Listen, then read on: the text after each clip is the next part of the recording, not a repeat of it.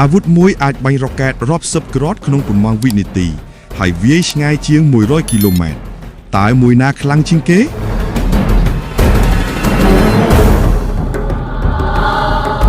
សួស្តីប្រិយមិត្តទាំងអស់គ្នា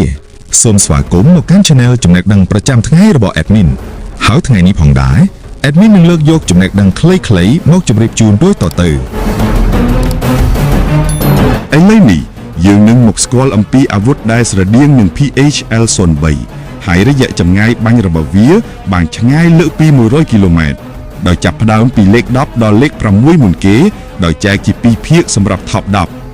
Top 10 អាវុធស្រដៀង PHL-03 ភាគទី1លេខ10ដល់6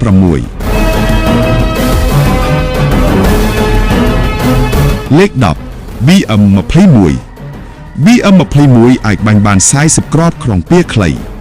វាបំផ្លាញតំបន់ធំៗដោយភ្លៀងគ្រាប់រ៉ុកែត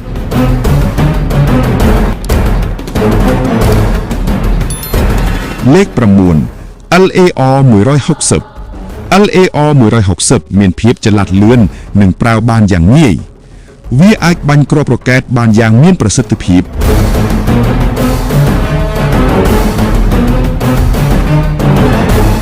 លេខ8 Astros 2 Astros 2អាចប្រើគ្រាប់រ៉ុកែតជាច្រើនប្រភេទវាមានភាពបត់បែនខ្ពស់និងអាចវាយប្រហារឆ្ងាយ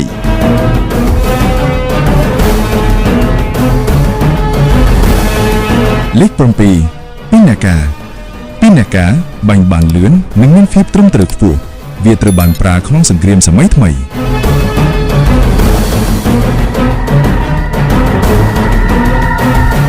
លេខ6 A100 MLRS A100 ជាប្រព័ន្ធបាញ់ឆ្ងាយនិងមាន GPS guidance វាអាចវាយប្រហារគោលដៅបានយ៉ាងត្រឹមត្រូវ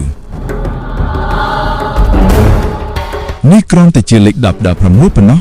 នៅភាគបន្ទាប់គឺ Top 5 ចុងក្រោយដែលខ្លាំងជាងនេះទៀតសម្រាប់វីដេអូមួយនេះសូមចប់ត្រឹមនឹងសិនសូមអរគុណ